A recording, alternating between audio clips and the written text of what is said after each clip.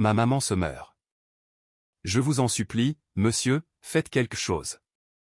Ces mots, d'une pureté tragique, émanaient d'un garçonnet de 5 ans tout au plus. Son visage, barbouillé de saleté, était une carte de la désolation où les larmes avaient creusé des rivières sur la poussière. Avec une énergie née du désespoir, ses poings minuscules frappaient la vitre d'une rutilante Ferrari jaune, prisonnière du trafic en plein centre d'une grande métropole du sud de la France.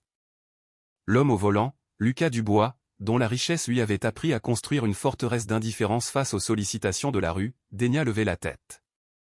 La vision qui s'offrit à lui pulvérisa ses défenses. Deux prunelles immenses, couleur noisette, gonflées d'avoir trop pleuré, le fixaient, suppliant l'impossible.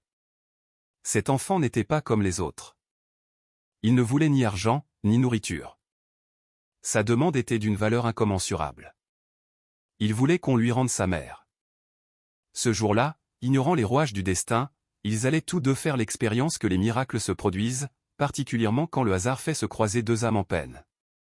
Ce qui n'était qu'un banal feu de circulation allait se transformer en un carrefour existentiel, modifiant à jamais le cours de deux vies. Le soleil du 15 mars inondait la ville d'une clarté généreuse, mais Lucas Dubois, au volant de sa Ferrari jaune sur l'avenue de la République, n'y voyait rien.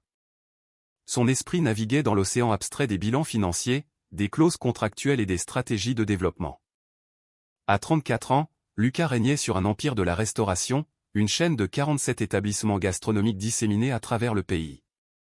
La presse spécialisée l'avait baptisé le « roi Midas de la gastronomie française », célébrant son talent infaillible pour la réussite. Nul ne devinait, cependant, que derrière le paravent doré de son succès se béait une faille, un vide existentiel qu'aucun chiffre sur ses comptes en banque ne parvenait à combler.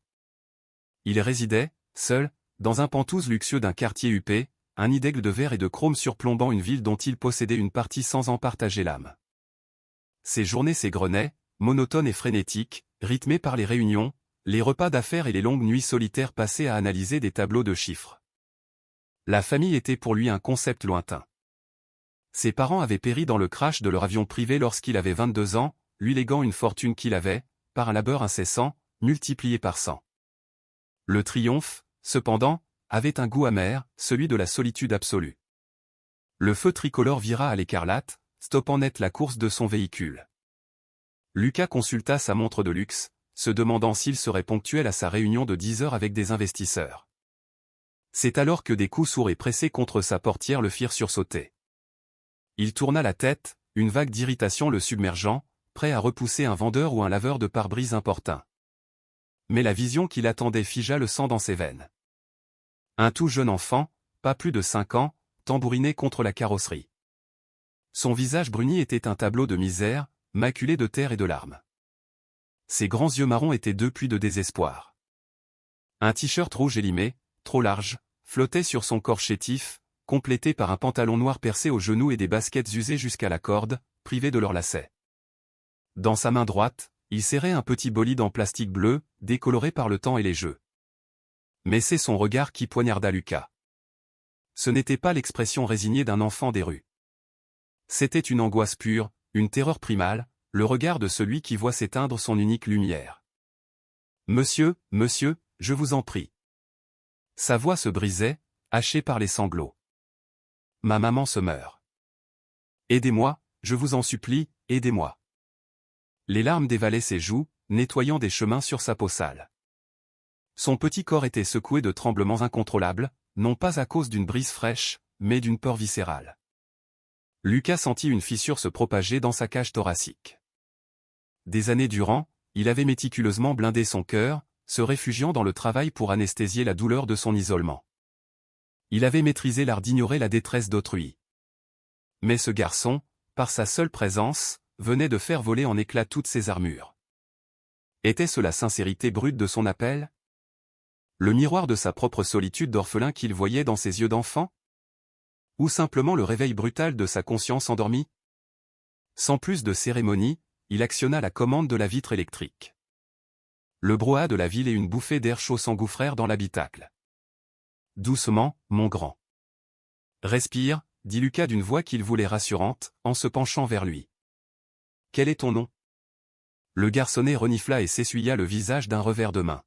« Léo, monsieur. »« Je m'appelle Léo, » articula-t-il difficilement. Ma maman, elle respire très mal. Elle brûle de fièvre et elle tremble. Elle a mal dans la poitrine. Je crois qu'elle va mourir, monsieur. Je ne veux pas qu'elle meure. Il fondit de nouveau en larmes, pressant sa petite voiture contre son cœur comme un talisman dérisoire face à l'effondrement de son monde. Derrière eux, un concert de klaxons s'éleva.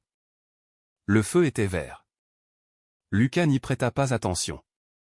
Il enclencha ses feux de détresse, ouvrit sa portière et posa le pied sur l'asphalte, indifférent aux invectives qui fusaient. Il s'agenouilla devant Léo. La scène était surréaliste, l'homme d'affaires au costume de grand couturier, à genoux dans la poussière, face à l'enfant démuni. « Léo, écoute-moi, » dit Lucas en lui saisissant délicatement les épaules. « Je vais t'aider. Je vais aider ta mère. Mais il faut que tu sois très fort et que tu me conduises jusqu'à elle. D'accord ?» Son regard intense cherchait à ancrer un peu de confiance dans le chaos de l'enfant. Les yeux de Léo s'agrandirent, oscillant entre l'espoir et l'incrédulité. « Paix pour de vrai, monsieur ? Vous allez vraiment aider maman ?» Sa voix était un souffle, comme s'il avait peur de briser un rêve éveillé. « Je te le jure, mon grand. » Parole d'homme, affirma Lucas avec un hochement de tête. Il se redressa, balayant les environs du regard. « Où est-elle » D'une main tremblante, Léo désigna une ruelle adjacente. « Là-bas, monsieur. Dans la petite rue, derrière. C'est tout près. Vite, je vous en prie. Elle ne bouge presque plus. » L'urgence dans sa voix galvanisa Lucas.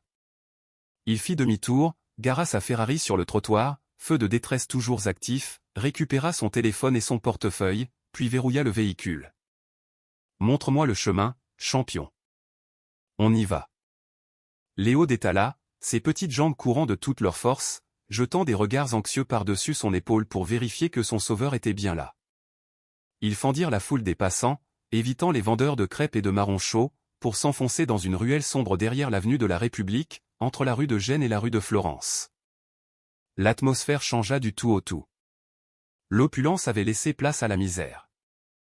Une odeur âcre de détritus et d'humidité flottait dans l'air. Léo s'arrêta devant un abri de fortune, un assemblage précaire de bâches tendues et de plaques de carton. « Elle est là, monsieur. Ma maman est là-dedans, » souffla-t-il, la voix étranglée par l'émotion. Lucas se baissa pour pénétrer dans l'abri. Une chaleur étouffante et une semi-obscurité l'accueillirent. L'espace était minuscule.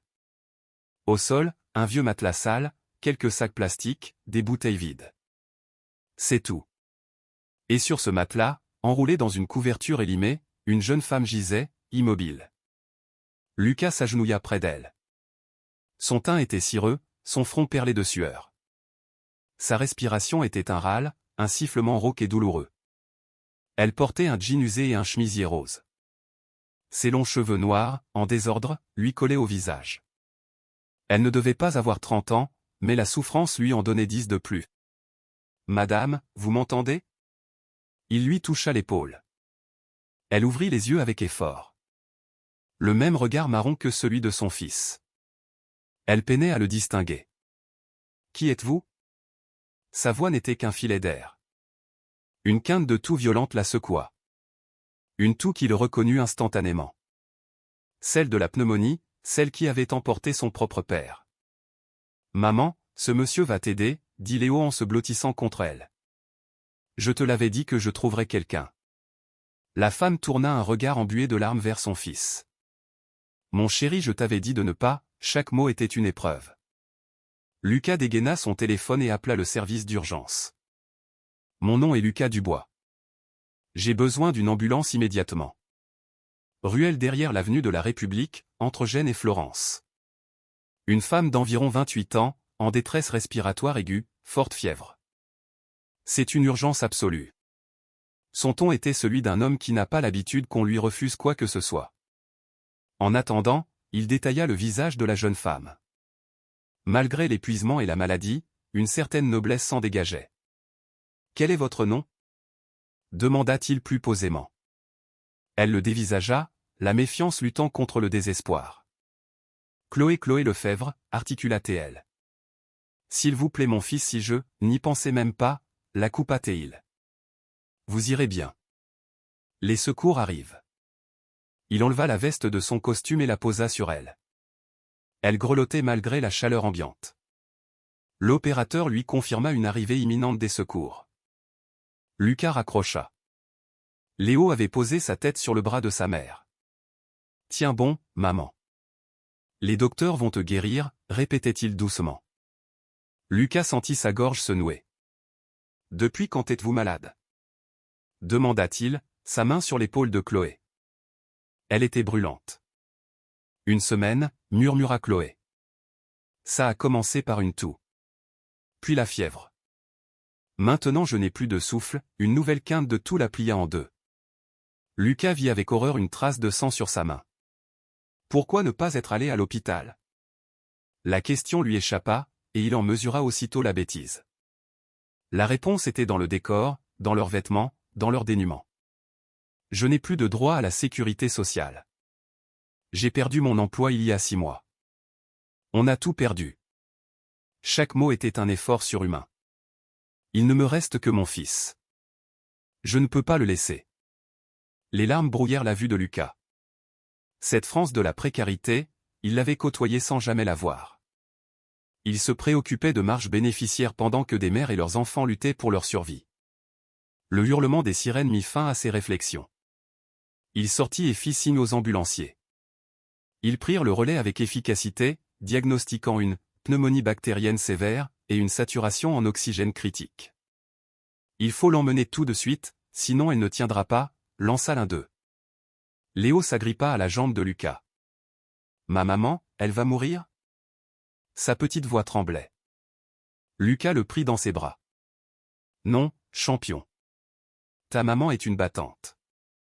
Fais-moi confiance. » Les ambulanciers emportaient le brancard. « J'accompagne. L'enfant aussi. Vous êtes de la famille ?» demanda un secouriste, sceptique devant son allure. « Je suis son frère, » affirma Lucas sans hésiter. Un mensonge qui sonnait comme la plus grande vérité de sa vie. Dans l'ambulance, il serra Léo contre lui. Le petit garçon ne quittait pas sa mère des yeux. Les sirènes déchiraient l'air. Lucas sentit pour la première fois depuis la mort de ses parents qu'il avait un but. Il ne les laisserait pas tomber. Il avait trouvé une raison d'être, une chance de se racheter. L'ambulance fendait la circulation, chaque embardé rappelant l'urgence de la situation. Lucas était un roc pour Léo, un abri dans la tempête. À l'hôpital central, ils furent pris en charge avec une rapidité que le nom de Lucas Dubois accéléra sans doute. Il fit mander le meilleur pneumologue, s'engageant à couvrir l'intégralité des frais. Tandis que l'équipe médicale s'affairait autour de Chloé en soins intensifs, Lucas et Léo attendaient dans le silence angoissant de la salle d'attente. L'enfant grelottait. Lucas le couvrit de sa veste, un geste simple pour le protéger d'un monde hostile. Léo, muet, serrait sa petite voiture bleue, son regard rivé sur la porte interdite. Les heures s'étirèrent. Un médecin vint enfin leur donner des nouvelles, l'état de Chloé était critique mais stabilisé. La nuit serait décisive. Lucas fit apporter du lait chaud et une baguette pour Léo, qui mangea et but avec une faim qui fendit le cœur de l'homme d'affaires. La colère grondait en lui face à l'injustice d'un tel dénuement. Il berça Léo jusqu'à ce qu'il s'endorme, épuisé. Dans le sac à dos de l'enfant, il trouva un mot, « Maman, tu es la meilleure. Ne meurs jamais. » Ces quelques mots le transpercèrent. C'était un serment. Il leur offrirait une vie. Chloé émergea de la brume au petit matin. Son premier regard fut pour Léo, endormi dans les bras de cet étranger qui veillait sur lui avec une infinie douceur. Les larmes coulèrent. « Elle est là », rassura Lucas. « Et je suis là aussi. Reposez-vous. » Chloé comprit qu'il était plus qu'un simple bon samaritain. Les jours suivants, Lucas fut une présence constante. Il apporta des vêtements, de la nourriture, et surtout, son soutien indéfectible. Il organisa la sortie de Chloé vers un appartement qu'il avait loué et meublé pour eux. Le jour où ils quittèrent l'hôpital, la lumière semblait différente. Léo, confiant, tenait la main de Lucas. L'appartement était modeste mais propre, le frigo plein. Une promesse de sécurité. « Pourquoi ?» demanda Chloé, bouleversée. « Parce que Léo m'a rappelé ce qui était important, » répondit Lucas. Je n'ai aucun mérite. Je répare juste une petite partie de ce qui ne va pas dans ce monde. Il leur rendit visite chaque jour. Chloé lui raconta son histoire, un travail perdu pour s'occuper de sa mère malade dans la campagne provençale, puis la spirale de la précarité. Lucas inscrivit Léo à l'école. Puis il proposa un travail à Chloé dans l'un de ses restaurants. Elle devint rapidement un élément essentiel, apprécié de tous pour sa gentillesse. Léo, après la classe, venait la retrouver, apportant sa joie de vivre. Lucas, de loin, observait cette nouvelle dynamique et sentait son propre vide se résorber. Une complicité naquit entre lui et Chloé. Un soir, dans la cuisine déserte, elle osa, je ne sais plus si ce que je ressens est de la gratitude ou autre chose. J'ai peur. Lucas prit sa main. Je ne sais pas non plus, Chloé. Mais je sais que vous avoir rencontré, vous et Léo, est ce qui pouvait m'arriver de mieux. Léo surgit, brandissant un dessin, les trois personnages, main dans la main, sous un soleil. En regardant ce dessin, Lucas comprit qu'il avait trouvé son trésor, une famille. Si cette histoire résonne en vous, abonnez-vous. Dites-nous si un événement a bouleversé votre existence. Votre témoignage est une source d'inspiration. Les mois qui suivirent tissèrent entre eux des liens indéfectibles. L'appartement devint un foyer, vibrant des rires de Léo. Les dimanches, Lucas arrivait de la boulangerie de l'Espoir, les bras chargés de viennoiseries et d'une baguette fraîche, et il passait la journée dans un grand parc boisé, simple et heureux. Au restaurant, la présence de Chloé était un baume pour tous. Lucas, la regardant, sentait son cœur s'emplir d'une émotion nouvelle. Un soir, sur la terrasse du restaurant, il lui ouvrit son cœur. « Chloé, avant vous, ma vie était vide de sens. Vous m'avez sauvé de moi-même. » Les larmes aux yeux, elle répondit, « Et vous, vous nous avez sauvés de la rue. Vous êtes notre ange gardien. » « Je ne suis qu'un homme qui a eu la chance de vous rencontrer, » dit-il. « J'ai peur de retomber amoureuse, » avoua-t-elle. « J'ai peur aussi, » répondit-il. « Mais je suis prêt à prendre ce risque. Je veux être un père pour Léo. Je veux être tout pour vous. Construisons une famille, ensemble. » Elle le regarda, puis regarda son fils qui jouait, insouciant. « Oui, » murmura-t-elle. « Oui, je le veux. » Il la prit dans ses bras.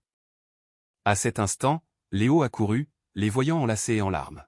« Vous êtes triste ?» Lucas s'accroupit à sa hauteur. « Léo, voudrais-tu que le dessin que tu as fait devienne la réalité? Voudrais-tu que je devienne ton papa ?» Les yeux du garçon s'illuminèrent d'une joie immense. « Oh oui. Pour de vrai ? Pour de vrai, champion. » Léo se jeta à son cou, et leurs larmes de joie se mêlèrent, scellant la naissance d'une nouvelle famille. Lucas adopta Léo. Puis il épousa Chloé lors d'une cérémonie simple et joyeuse dans le jardin du restaurant, où Léo, en tant que témoin principal, fit rire toute l'assemblée. Ils s'installèrent dans un quartier tranquille, dans une maison pleine de vie. Ensemble, ils fondèrent la fondation Le Feu de l'Espoir, pour aider d'autres familles à sortir de la rue. Chloé en était l'âme, et Léo, son plus fier ambassadeur. 5 ans plus tard, Léo demanda à Lucas s'il regrettait son geste. « Regretter ? Ce fut le jour où ma vraie vie a commencé, Léo. » Chloé ajouta, « Nous nous sommes tous sauvés les uns les autres. » Ils étaient une famille, unis par le hasard d'un feu rouge et la force de l'amour. Leur histoire était devenue une chaîne de bonté, prouvant que la plus grande des richesses est celle du cœur. Lucas Dubois avait appris que le seul investissement rentable à l'infini est l'amour que l'on donne. Si vous avez aimé, abonnez-vous et dites-nous d'où vous venez. Votre soutien nous est précieux. N'oubliez jamais qu'un petit geste peut tout changer. À bientôt.